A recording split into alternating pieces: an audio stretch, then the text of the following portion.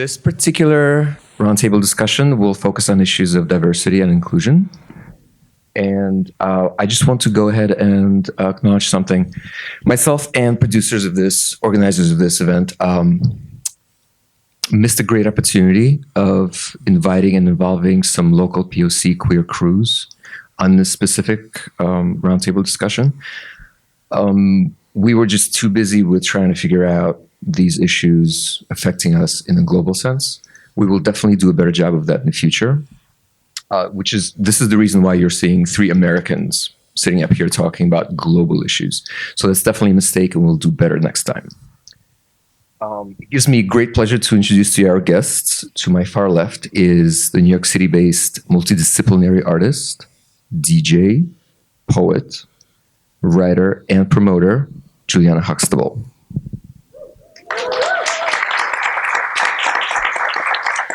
Thank you. To my immediate left is the Richmond, Virginia-based teaching professor, a published author, and the resident DJ of London-based queer party Opulence, Dr. Madison Moore. Thank you. My name is Seva. I'm here on behalf of and representing a New York City-based underground-ish queer techno party collective and community called Unter. Thank you. Okay, so to jump really quickly into today, we're going to talk about some of these things. I have a quick personal story to just get us really started very quickly. Something happened to me a couple of years ago, an interesting thing. I was in talks with a European-based label, a really well-known label, about doing a collaboration between our party and them. And things got really far ahead. We had a date for this party, collaborative party between us and them.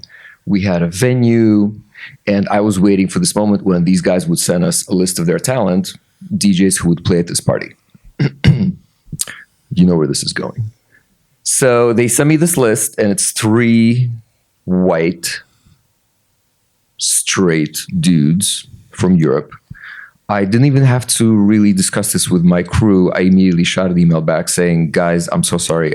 I can't this isn't something we can do. Can you please revisit this and diversify this somehow? We just really need something else here. They wrote back saying, thank you, we understand. Couple of issues. A, don't you think that it would be really obvious that that's what we were doing? And B, this may compromise the curatorial integrity of the lineup. So I know what I wrote back to them, but I'm curious how you guys would respond to something like that. Juliana. I guess that would be a funny position to be in. I guess I deal with the opposite a lot, where I find that people presume that the only way that I curate events is through diversity, and that somehow diversity is at odds with or like antithetical to musical quality or integrity. And I guess I would respond by saying that I think it's a misunderstanding of what diversity is or how diversity functions, in the sense that for me, there's, I guess, 2 primary ways of understanding or seeing diversity. One is seeing it through a kind of ethical and or historical lens, where there's a history, and especially in music at large, but especially in dance music, of musical innovations, genres, new sounds coming from kind of marginal communities. And then that is then picked up and circulated and proliferated on a larger level by people that have the means to do that without necessarily giving credit. And so one way of understanding diversity is as a rectification of a historical harm or something like that, or preventing that happening in the future as current innovations are happening in dance music. But that way is kind of, I think sometimes people respond to that kind of not so well, because it's perceived as maybe subjecting like the joy of partying or art or something to politics. But the other reason, and this is to me, the more interesting way of thinking about diversity is that I think that there's like innovation itself, the sort of advancement of like new sounds and new aesthetics comes from diversity, and without diversity that wouldn't really happen in most of the ways that I think like people that come to parties and participate in electronic music understand and value that. And so diversity itself has a kind of like productive aesthetic and like musical sensibility. And I just think it's more interesting. And who you book directly affects the crowd. It directly affects the sound. It directly affects the impact that that party has outside of that immediate moment. And diversity is kind of essential to that. And so to presume that the integrity, which I assume they mean quality or talent. Usually there's like code words that people have to essentially say, I don't want to have to book someone for diversity because I don't want to lower the quality of my sound. Can they mix? Is their production up to the standards of what we see? And it's all a way of undercutting the idea that diversity would necessarily devalue that. But I think in most cases, it's probably the opposite. And in my experience, it has been, which is why I choose to uphold diversity without necessarily naming it as that all of the time. Madison, thoughts? Yeah, I mean, I think I probably would have responded to this message with LOL in all caps. I just to the point that Juliana's been making, I think that, often when we're talking about the electronic music scene or club culture, where there's this idea that somehow the politics are separate from it, or that it should be only about the music and not only the politics. And I'm thinking about the fact that queer and marginalized people invented and shaped club culture, and in addition to that kind of we exist in a state of kind of emergency and duress and under annihilation. And so clubs are spaces, are safe spaces or community spaces that kind of allow those ideas to thrive. So yeah, I don't know. I think that when I walk into the room, I'm already political, like when I walk into the club space, I can't in this Black body not be political the minute I walk into a space. I don't know. Do you know what I mean when I say that?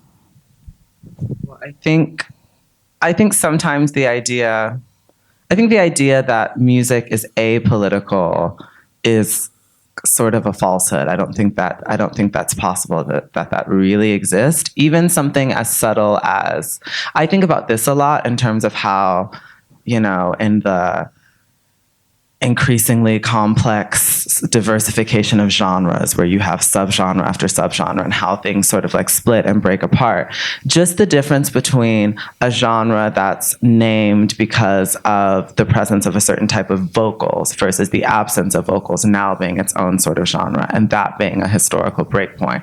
That is highly politicized in a lot of ways.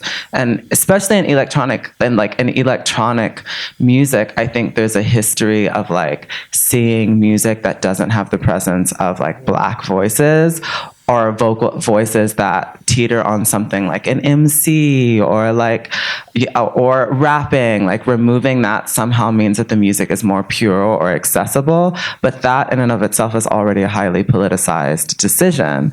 And those really like genre distinctions are heavily affected by these kind of like processes. And yeah, so I would say it's already highly politicized from jump. That part. The larger question here behind all this is, I guess, this. Beyond these neoliberal notions of respectability politics, and by that I mean clubs, festivals, parties getting on board with ideas of diversity, sometimes because they believe it's the right thing to do, and sometimes because they don't want to be called out. Beyond all that, why is it important, not just for tiny underground niche queer parties, but for all electronic dance music events, to feature and cater to minoritarian communities?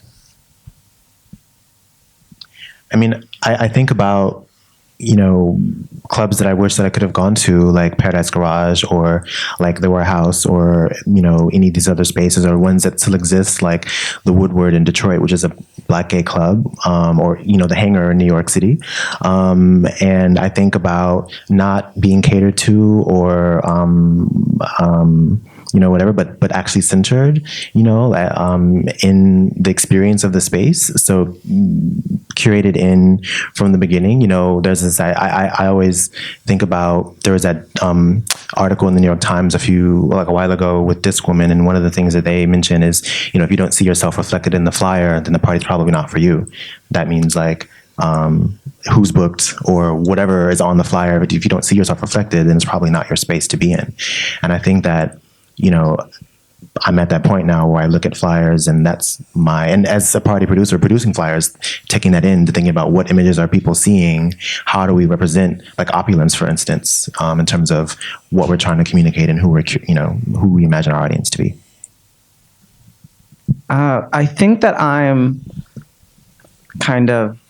generally disinclined towards the idea of catering to a community. I don't like that wording because I feel like, particularly right now, that conjures up an image that someone has like a PC diversity gun held to their head, and they're like, oh my God, we need to cater to like whatever. And that is, to me, a setup for a failed experiment and like increasing diversity. It's less about catering to someone than removing the barriers that already exist. Because like in most cases, like especially like in New York, I've seen this a lot where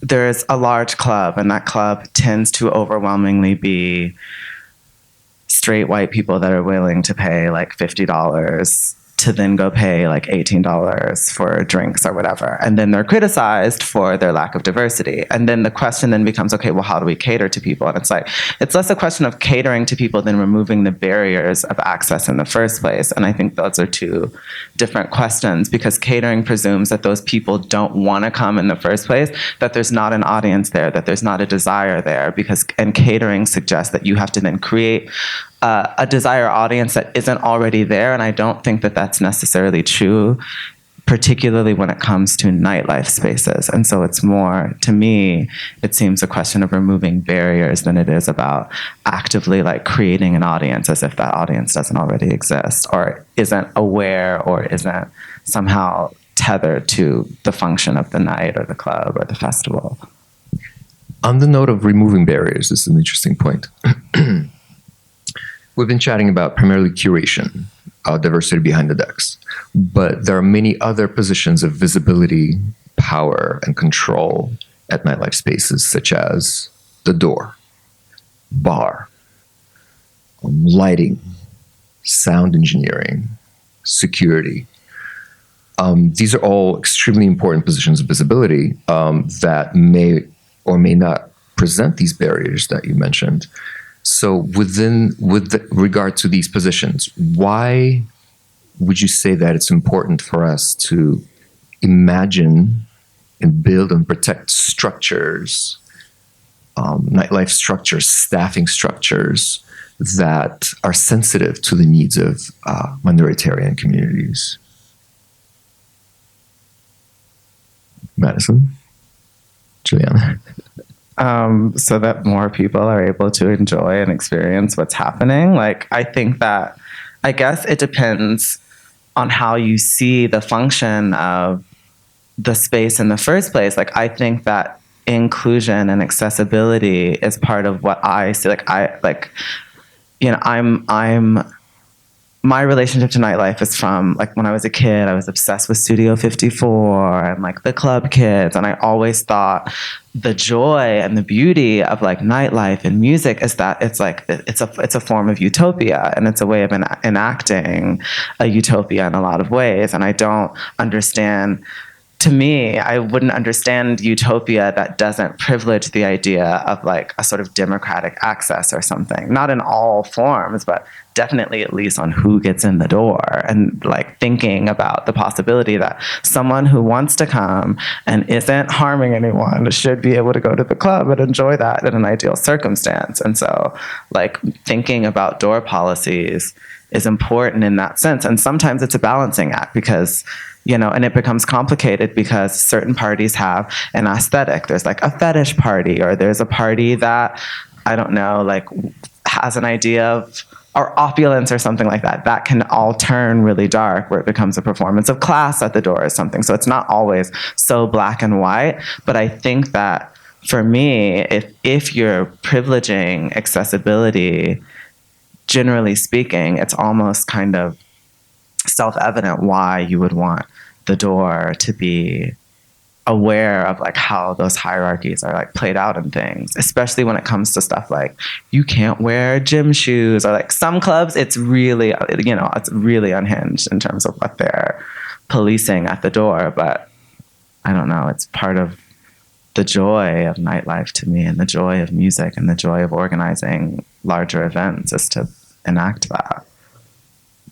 Yeah, and I think that, you know, door policies are inherently discriminating, like just in terms of what it is. So I want an apple, not a banana. So that's a choice that's made. And when I'm thinking about door policies, I'm thinking about the fact that this is something that has been done not only in the clubs we know today, and not only in Studio 54, but also that has been used as a theatrical device since the 1900s. People have been using this device of like curating the door, curating the experience inside. They were doing this, you know, at parties in the Harlem Renaissance. So it's not really a new idea. So I think it is, just building on the point of utopia, it's about world making and trying to create a particular world or fantasy on the inside that keeps you excited to be in the space. And, you know, I think when we're talking about accessibility, it has also to do with like price points, you know, like the cost of the ticket for your night. Because you're thinking about, okay, I'm going to go to this party and it costs this much to go in. Plus I've got to get an Uber there, or I've got to buy drinks there. Accessibility is also about lighting. Some people are super sensitive to strobing or other kinds of lighting. So I think that it's really a question of taking the entire experience in mind and thinking about how you have to center a diversity of experiences and abilities in the space. These are barriers you mentioned before. Yeah, it also, I realize it kind of raises the question of how you can, and maybe this is an important question that's you have to keep in mind, particularly thinking about the door. It's like, how can you both create a world that is like specific, but not reifying of like structural imbalances and like forms of discrimination that already exist in the world? Like, can you create a party that has a sense of its own aesthetic in terms of what it desires, without that aesthetic being like racist, like ableist, etc.? And so much of what makes it really complicated, and I think why nightlife and music and festivals in particular receive so much scrutiny, is because they're doing something that's inherently kind of a like tightrope walk. Because how do you create something specific that functions essentially as a form of discrimination? Like the door, if you are creating something where it's not just everyone gets in, is inherently and is about a discriminatory act.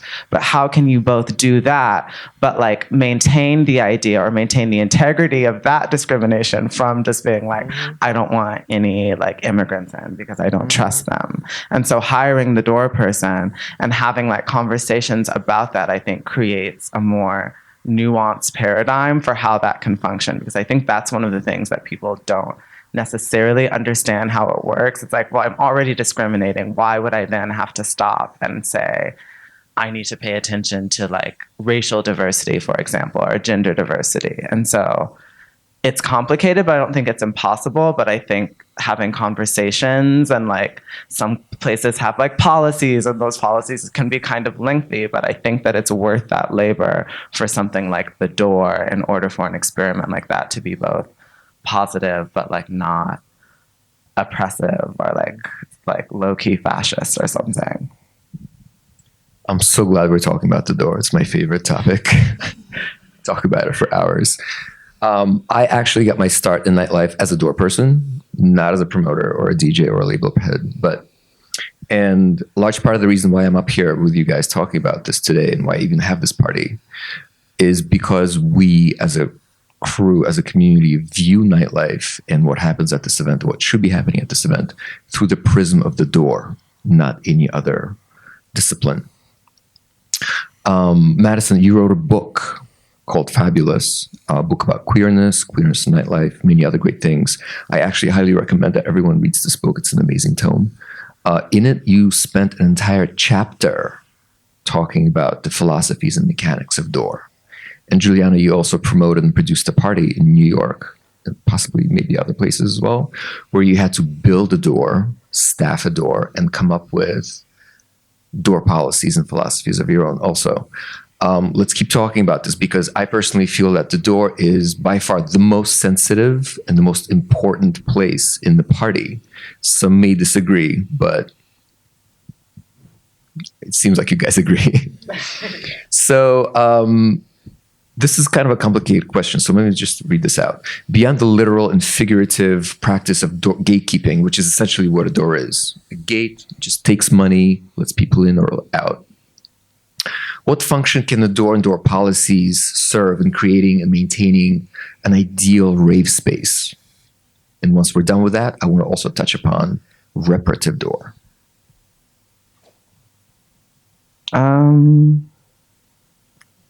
I mean, I think the door, some places just treat the door as, oh, you just need a person at the door. I think a door person almost has to be like a highly evolved, like wise sage or something, because it requires like a sense of intuition, you know, in terms of like what the promoters and what the party is trying to create. And a sensitivity, like a kind of like vibrational sensitivity for how that plays out in a really hectic, highly charged scenario. And so I only hire friends for the door. Like when I'm, and there are specific people, like, I think there's probably a total of 5 people that I've ever worked with for door, and most of them I met because they were already working the door at other parties because they're in tune with the sort of like immediate, like, you know, historical context. Like they know what's been happening for years. They know who the people are. They know who I am and who the people that I throw parties with and what they desire. And I know that they are not the type of people to let, under pressure, to let their worst kind of prejudices dictate how they choose to let people in or not. Because I think sometimes the mistake is that it's a lot of pressure. People are freaking out. People are angry. And in that situation, some people's immediate instinct is like actually their worst prejudices. And I think that's the worst situation that you can have with the door. But I would also say security is almost as important as the door situation. And usually they are kind of working, not usually, but a lot of the time they're working in tandem with each other. You know, we're not able to have like door policies in London, but I think through. How do you mean? Why? The venue doesn't allow it. Meaning they have to allow everyone in. Legally speaking. Technically, yes. But I think through curating, you know, like the flyers and, you know, a lot of our imagery is very like fashion focused and like very queer. So you get a sense of like what the party is before you get there. So that maybe acts as a kind of filter or, I don't know, attraction to certain, to folks to come. So, and also, I think it's also about community because, you know, once you work with 5 people or once you're kind of on the scene, you know who the people are, you know who the girls are. So I think that like that also helps, like being involved, you know, and I think that community aspect actually makes a big piece as well. Because once you've worked these parties, you've seen, you know who the people are, who should be inside. So I think that also helps to create that sense of community too. I also think it's different throwing something of a smaller scale and then throwing something of a larger scale. Like smaller scale parties, like for me, the my party shock value that I do, that kind of regulates itself. It's so rare that I've ever really had a door issue, because at the end of the night, it's just like 500 to 600 something people coming through at the end of the night, and it's sort of like already it's existed for long enough where it defines its own kind of like circuits, like how the promotion works. It's all kind of exist already, versus the more large scale events that I do where it's like 1,700 to 2,500 people. I think then it's almost like that's when visibility and language actually plays a much more important role, like how you present your event visually, how you describe your event, the way that you promote your event, almost is able to make the door person's job easier in the first place. Because events like that, like, well, at least with mine, it's like, it's tickets. People are just buying tickets. So hypothetically, 400 horrible people could just like show up and like wreak havoc on the party. But generally speaking, you know, you kind of, at that point, you have to take other questions as seriously as the door versus my party. My smaller party, I don't think of those things as much. So can I ask, do you think that like building that sense of like its own like ecosystem, and I guess in a way through like, you know, you were saying that the parties maybe have their own kind of thing, it's like self-selected. Do you think that's something that we could be working towards, or like to build that sense of like, that the party becomes its own ecosystem so that people self-select in ways?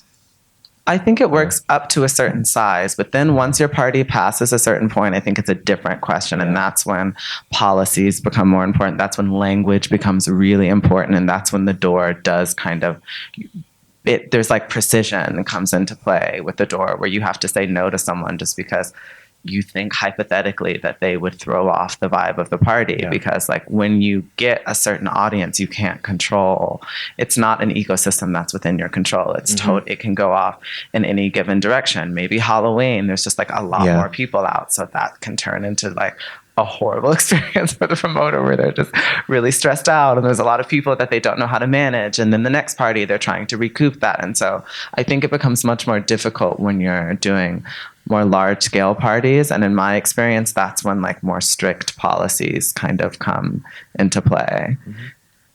Speaking as a promoter of a party that's 1,000 and above, when the party gets hype and literally everyone in town is trying to get into the party, regardless of what sort of language you put out there or signaling in terms of whom it's for, we have had to install crazy, insane door policies for which we've suffered. Cops are called constantly. White people are turned away at the door, not necessarily because they're white, but because we're trying to keep a diverse floor. And we already have enough of those people there. And then cops get called, and on and on and on. It gets really complicated. That's for another discussion. That door is insane. But I want to turn back to the topic of a reparative door. What is that? I can explain, of course, but I'm curious what you guys think that means within the context of the larger electronic dance music community. I mean, I think maybe a reparative door policy is one that centers, you know, we're talking again, this question of like catering and all. And I agree that I think maybe centering is another way to talk about this. But yes, a place where marginalized people, mostly marginalized people, feel, like centered, or because I'm thinking about experiences going to places where you're faced with racism at the door, or there are countless stories about kind of gay bars in New York City having racist policies and whatnot. I think I want to be in a space like with weirdos.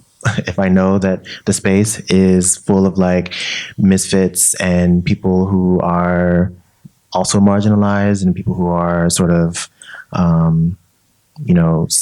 I am in vibration with, I think maybe that is a way to curate those spaces.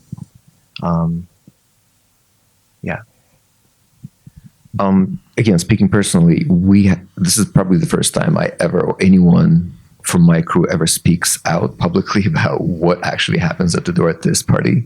We do our best to try and exercise and practice reparative door policies, which means essentially that a lot of the attention is paid to people who, for a number of historical, cultural reasons, may not be able to provide or part with $30, $35, $40 that the entrance costs. And that sort of cost is either borne by the party or by people who actually pay twice or three times the amount that they actually need to pay at the door, of which I'm shocked and really proud to say there are so many people who will actually pay more at the door than they need to, just to make sure that others are covered who are not able to cover the price of the door. Of course, reparative door goes a lot deeper than that. Trans people get in for free at the party. Crews of queer POC kids getting deep discounts for $5, $10, and so on. Essentially, that's what our reparative door means to me. It gets, of course, way more complicated, and my door staff, my job is to pick door staff that know and understand my demographics better than I do. And at times, it's really even better for me not to be near the door because they will do a better job than I could ever, because that's their job. And those guys are essentially really good at practicing that sort of stuff. Any other notes on door? I love talking about door, obviously. I think it's generally just a nice idea that people that overwhelmingly have a much higher likelihood of having like had a shitty day can have a cuter night, and making that more of a possibility seems like a chill way to throw a party. Okay, so now I want to talk to you guys about the many, many, many, many sad times when the door fails. And in my regard, that's like 99% of the time of the parties that I go to. Could you please share some of your experiences, felt experiences of being in, dancing in, working in, or otherwise existing in predominantly cis, straight, white, male nightlife environment? I generally, if a door stresses me out, I just don't go in. Because like sometimes, like usually you can feel that you can feel it walking up. Like there are some doors where it's just like, I want to have a good time and I'm already teetering on a panic attack and I'm like just getting out of the cab. I'm the type of person where I generally am like, nope, I'm not doing this. Like, and I avoid those situations because I find if the door is really dark and the door has a hectic, dark energy, there's very little possibility that the party is going to be what I want. True. Madison? I mean, I guess I'm thinking about, I think when I was, like a younger kind of gay, I would go to all those kind of more mainstream kind of gay spaces. And now I'm super hesitant and I don't go to those spaces because it for me isn't only about being in like the cis het white kind of techno spaces, but also that there's a certain violence and anti-blackness that exists in like white gay spaces as well. And so I tend to really be careful about where I want to spend my energy for Saturday night. I don't want to deal with any like mess. And so, yeah, I think that for me, it's like not feeling I have to be out because it's Saturday anymore, but really going to the spaces that I know are going to, or people, or, being around people that I know are going to make me feel uplifted as opposed to like dark and, bringing the night down, energy down. I also think that working so many parties, probably I have much less patience now. I think that's why now I'm just like, nope, not doing it, because I've worked parties that were, I've worked parties that were, the door was failing every single week. And like, I have friends that want to get in, or like, I'm bringing my family, like my brother and sister are coming. They're like, we want to see your like New York party life. And then it's just a really dark energy with like a bunch of douchebags. And like, I'm hired essentially to distract people from the fact that that's happening. Like I spent a lot of time working night, and that's like the darkest form of diversity billing, where it's like, okay, we're going to hire certain people. I used to host parties, and I worked I basically worked every night of the week. A lot of the parties I worked were amazing and were lovely, and I liked working them. But then there were events that it was almost like my role was as a distracting ornament from the fact that the party was just about money or something like that. But I think those experiences, and seeing people that I know and I love have horrible experiences trying to get into or access parties that I was working, has lowered my patience for even desiring to enter a space that I feel is probably at odds with the joy that I seek out in festivals, parties, whatever. Okay, let's add a layer of abstraction to this conversation by talking about language. I brought a prop. So I want to show this to you guys. Yes. This is the front. Oh. And this is the back, right? It says security. So this is a shirt that an unnamed underground queer techno party in New York had all of its employees put on, or staff put on, to make sure that they were visible to people in case something happened or someone needed to get in touch with the staff or there was an incident and help needed to be on the way sooner or quicker. They don't do that anymore. But what does that say? I think I know what that says, security, and what that really means. But what does that say or mean to you guys? What is the language of that? I remember seeing those the first time and I chuckled a little bit.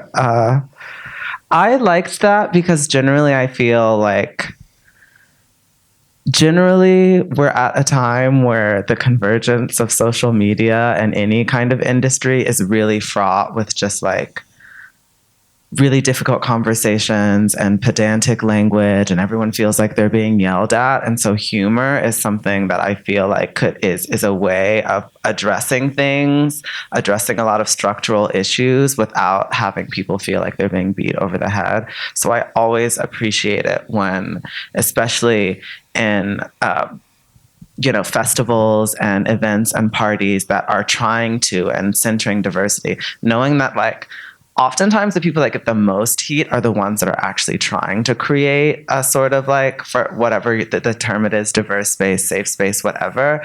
And so I think that humor is really underutilized, especially in how parties are presented and promoted and the language that's used. And so I like that because I think that like,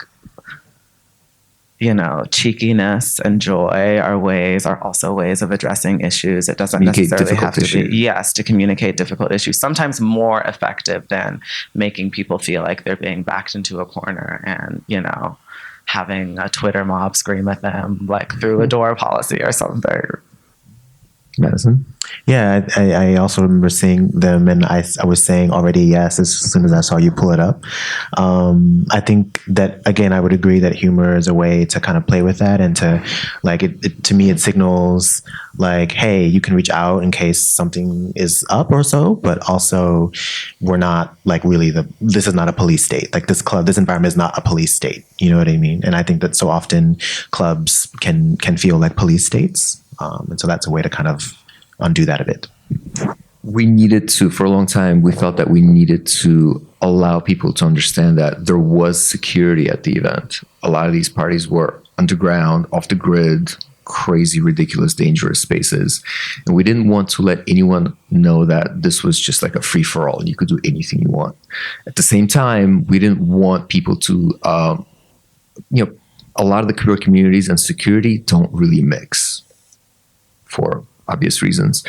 We didn't want to put security on the t-shirts. We needed some sort of language that communicated with these communities that, hey, we're here for you. In case you need any help, we're here for you, but we're also on your side. We're not on the other side of the divide. So security was basically what we came up with. And, but, again, to a larger question, the larger question behind all this is how to communicate with precaritized communities. What is the better way to communicate with precaritized Can you say communities? more about that? like what you mean?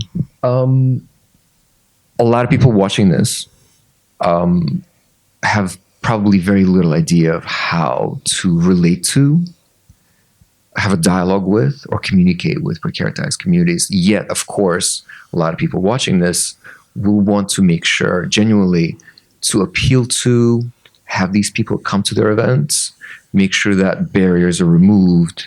Language is a really important part of that.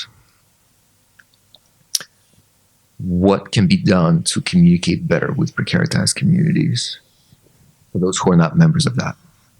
I mean, I think ideally you would involve people from the communities that you want to include. And that's the ideal model, because then you don't really have to worry about you coming up with a language that seems foreign to you, or that functions as some sort of olive branch or something like that. But maybe in the absence of that, just like state your intention sometime. I think that also works, just to state diversity and inclusion as an intention is a way of doing that. Like when I see parties that do that, or spaces or festivals, I'm like, at least I know they're trying, you know what I mean? It's better than just being overwhelmed by the idea of addressing it and then choosing to just not do it at all. But I think in an ideal world, you would have people involved from those communities in the process of forming, working, promoting, whatever the event, festival, or party. And in those situations, I see that's happening a lot more, and I think that's the most fruitful way to do that. Yeah, I think I agree. You know, like with Opulence, we have all the photo shoots that we do are done by our fashion photographer, art director, who we only put, queer people of color, trans people in these images. Like we're making specific choices to ensure that like everything we do, from like the wording of the event. I mean, how do you make a party that centers diversity without saying that that's the mission? Like, because the parties that are mainstream don't say we're centering whiteness only. They just do it. And so how do you create that space that just does it automatically without saying? And I think that's been a lot of our ethos, in terms of like not telling you that our booking policy is such as this, and our photo policy is such as this, and just doing it because that's how it should be. Yeah, I would agree in the sense that I also don't have like an explicit policy ever on the parties that I do, but to me that's kind of part of it's fun. Like that's exciting to think about how to create, because it's part of creating whatever the ideal space that your party wants to create. It's part of that like making of a utopia in a lot of ways. And so for me, that's, sometimes I'll work with like an up and coming like magazine or zine or something, and like we'll do a mix thing and they want to release it, or like the artwork for the party is done by someone, or there's, we have like text or art pieces installed at the party done by, people that I think bring interesting and relevant crowds and speak for certain communities. And so I see that as like part of the joy of throwing the party, is the ability to think about how that can happen without feeling pedantic or something. More to that, Juliana. So how can the greater dance music community play a better, more effective, more active part in helping to find solutions and opportunities to these questions that we're asking today? Or in other words, is being an ally enough? Is that even maybe the answer at all? I'm always confused by the word ally, because I don't necessarily know. I feel like it's used in a lot of different ways. But generally, because I have friends that ask me about this. I have a lot of like friends that are like promoters or throwing parties, or even just like, I'm starting a record label and I want to find a way to not just like reproduce, the kind of like structural tropes and power imbalances and how we distribute music or promote or whatever. And my general response is kind of similar to what I was saying before, in the sense that it's, think of it less as like an obligation that you have to do, and think of Like, what is your ideal world? Like, what role does diversity function in that? And how can you creatively incorporate that into what you're doing? Because it's like, it doesn't have to be out of duty or obligation. It can also be a way of unleashing a sense of creativity or joy or language making. And I'm more partial to the kind of language visibility aspect of that, also because I'm an artist, so it's exciting to me. But I think there are other ways of doing that, where it's like diversity can be a sense of, or inclusion can be a way of, it can be generative in the creative process of putting an event or a space together. And sometimes I think it's just about a sort of perspective, shifting like perspective than it is necessarily what is being done has to dramatically change. Although obviously there are a lot of situations where there's just like all normal white dude lineups. Like those cases, I don't know, maybe they need a lot more help. I don't think I could necessarily speak to that. But for people that are trying, I think there's like creative and like fulfilling ways of addressing it that aren't just like, how do I find 4 more women to throw on this lineup, which is already a kind of flawed. You're speaking about building a world you want to see. Yeah. Essentially.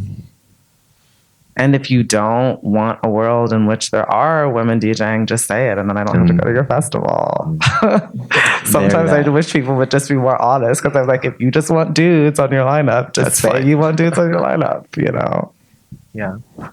And I think this is really something that is, well, there was this academic Tumblr called "Congrats, You Have an All-White Male Panel." Do you remember this? Just like somebody calling out panels whenever it was like all white men and just calling it out.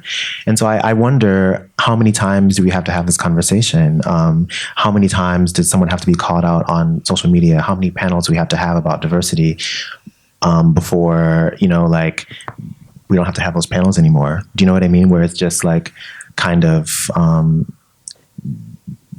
people are automatically not catering to or being kind of,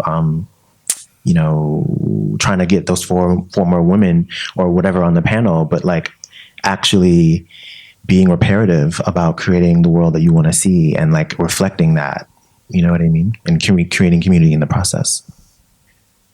So compared to where we find ourselves now, where would you guys like to see things move in the future? And where do you think we are going to see ourselves in the near future? Well, like I said, I think for me, it's about world making. I mean, nightlife is about world making. Queer nightlife is about world making. So what I love about going to parties and producing events and all is trying to imagine, what life could be like only if experiences were as plentiful and joyous as they might be at that particular event. You know what I mean? What can we do to like create those structures that life can be that voluminous and exciting as it might be at that particular space. So I think that's what I'm constantly working towards and what I'd like to see all of us work towards. Is there anything missing in our contemporary conversations about this or out of reach? One gripe that I have generally is the idea that you have to go out of your way to find talented, yes, insert whatever category, gay people, women, queer people, trans people, etc. But that it requires like so much work, and you have to just like be in like the depths of SoundCloud in order to find like a good DJ that fits like some sort of category. Like that pervasive lie is like really frustrating to me. And so I would hope that people could just like let go of that and just open up the scope of music that they consume or just like what they read. I'm like, even if you're just reading like The Wire, like there's a lot of stuff there. And so but there's this persistent narrative that it's just like, oh, now I have to go out of my way to like fill the diversity slots. And I'm like, I don't, where are you looking? Like where do you get your music? I don't understand that sort of. But also maybe should you look at your community? Like if you're only surrounded by that, then maybe you should like have a talk with yourself. Yeah.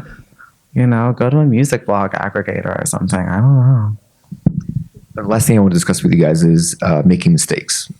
which is interesting because I also earlier in this roundtable discussion mentioned that we made a mistake by not reaching out to the local crews in this discussion specifically. So there are so many ways, of course, in which mistakes can be made. All these protected small scenes and communities may get very angry and reactive when event series or a club or a panel, for example, as policy and platform makers make these mistakes. How does one deal with mistakes that are sure to arise? How are these best handled? I think the goal is or people should like react immediately and with care. There have been so many instances when earlier you asked for an example of like an experience being like a white kind of space. And I'll never forget going to, I was in Glasgow and I went to one of the gay clubs there. And I had been there earlier just having a drink, and I took a nap and came back just to see, what it would be like at that time. And I was very violently met with a police officer who was like, "Where do you think you're going?" And I was like, "Inside." And he was like, "I don't think so." And I was like, "I was just here an hour ago. Are you serious?" And so then I got on Facebook and I thought I could tweet this out, but I wrote to them directly and I was like, "Hey, I just had this experience on your door. You should know about this," and like whatever. And the response was very cold and like just like dismissive. And so I think that like, in as much as folks can like take seriously these kind of mistakes and respond immediately and respond, with care, I think that's a first step. Juliana, thoughts? I guess I would generally agree with that. Sometimes I think it requires a lot of patience on the part of promoters, because there is right now, I do think sometimes there can be a climate where it's just like all or nothing in terms of like the success of a party's kind of, benevolent desires to be, more inclusive. And I've even experienced that myself, where it's like one thing goes wrong at the door and then there's like three people that are like, "This is a transphobic party." And I'm like, "My party is a transphobic party?" Like, okay. But like, I think promoters, I don't know. I think sometimes because I think nightlife and music, because it is a space where people seek release, where people seek joy, where people seek like collective kind of communion, the standards are actually, there's a lot that people are coming to the table with. And so when things go wrong, I think it can feel more dire or something than it would, in the train station or something, where people just kind of expect that like these arbitrary acts of like microaggressions happen. And so I feel like patience and care on the part of promoters is kind of important, because the reason why people are so angry is because they are frustrated when things go wrong is because they desire so much and like hope for so much out of what's happening. Thank you guys. Well, Madison, just please. One other thing that I forgot to mention is just building on that point is you'll see a lot of venues now or party spaces have like safer spaces policies about no transphobia, no homophobia, no racism, all this, and it's starting to feel like a lot of this is starting to be corporatized. That venues are starting to like list this. Yeah. But actually not doing anything to ensure that those policies are enacted and like are actually, do you know what I mean? So it becomes this sort of like veneer of safety when it's just corporatizing in some ways. Thank you for bringing that up. I'm going to get into this in the next presentation that I'm about to handle. That's all we have for today. Are there any questions from the audience?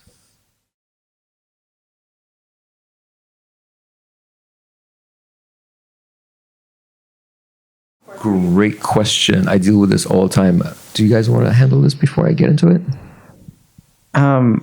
This is also something that I have to deal with at my parties and events. And generally, I trust that things regulate themselves. That's a fundamental belief that I have. It's like, if you really put in the time and effort to like try and curate something, respectfully and pay attention to the details, like the audience will generally regulate itself. If one person wants to come in and say they're non-binary to get the $15 discount, go off, sis. That's kind of how I see about that thing. Whatever, maybe 3 people get through and they got they got the non-binary discount, but overwhelmingly, it's worth the other people that come in. And I'd rather not reenact a kind of like police mentality of like how you regard identity identity policies than not. So I couldn't have put it better myself, actually. I've never had an issue at the door where someone pretended to be someone they're not. Maybe it happened, maybe not. There's also an interesting issue of trans men not even trying to ever claim any sort of discount, which in my experience has been really fascinating. They should be walking in for free, but they actually sometimes usually choose to pay. So we try to make sure that they get that discount at the door. We usually just, like Juliana said, we just do not police that. We don't try to dig deeper. Like you're going to lose a few bucks. At the point of starting an investigation at the door, that's really not the best thing to do. Yeah, it's just best to let it go. And trust your door people. Like we just hire really knowledgeable, very perceptive, sensitive door people who know what's going on. It's best that I'm just not there helping with these issues. Also, you're the person that lied for a $15 discount. So you know what I mean? Like that's also just its own form of punishment to me. And like, go off, I guess.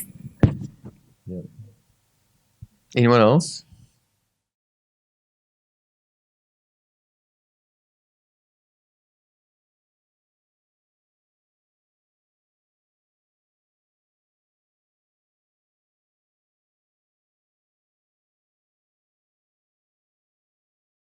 Great question. In fact, Madison and I were just discussing this backstage. Do you want to pick up on this? I think, yeah, the question is about space and maybe like being given space. I can just say we were fortunate with Opulence that we were just basically given the space to do our thing.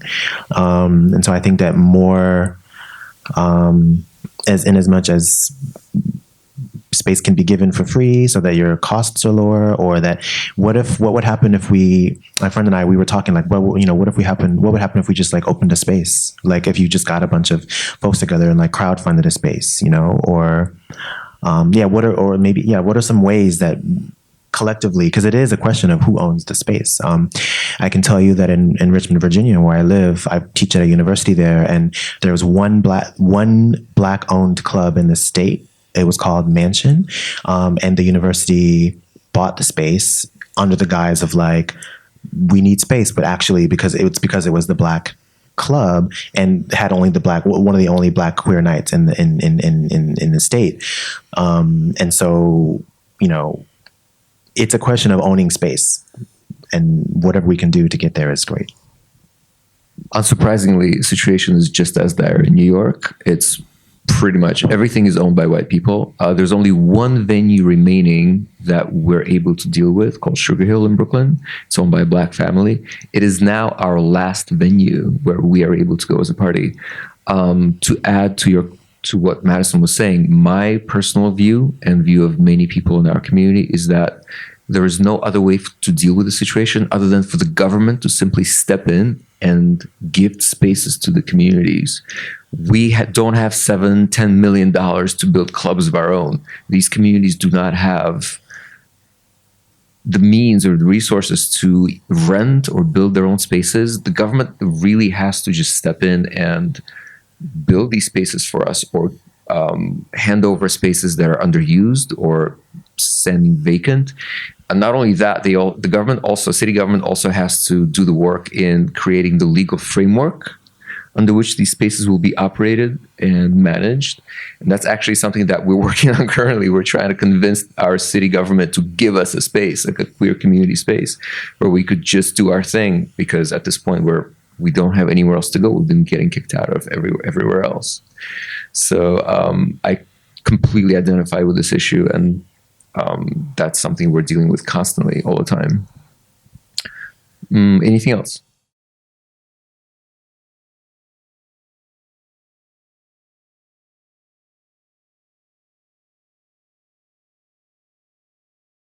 I've been chatting with these people for 2 years, ever since they actually were established.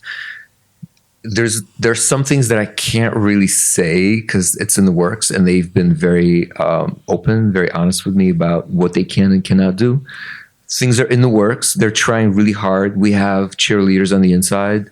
They know who we are. They know what the plight of our concentric communities is. They're working really hard on creating exactly what I just said, a community space for a lot of these queer underground parties. There's a lot of red tape to get through. Real estate, regulations, laws, state liquor laws, on and on and on. It's just going to take them quite a bit of time. But to be honest, over this entire period of time that I've been dealing with them, I've become more and more hopeful of their intention. They really mean well, and they mean to do what they say. And they're working on this issue right now. They're actually working on trying to get us a space, which is more than I can say for most of the time that I spent in New York doing this. No one has ever cared or ever given a crap about what we're doing, what we're trying to accomplish. This is the first time I've ever seen any city official, any sort of authority come in contact with us and actually tell us that they care and they want us to exist outside of these multi-million-dollar clubs that actually create a huge tax base for them, which we do not, admittedly. That's it. Thank you very much, guys. Thank you to our guests.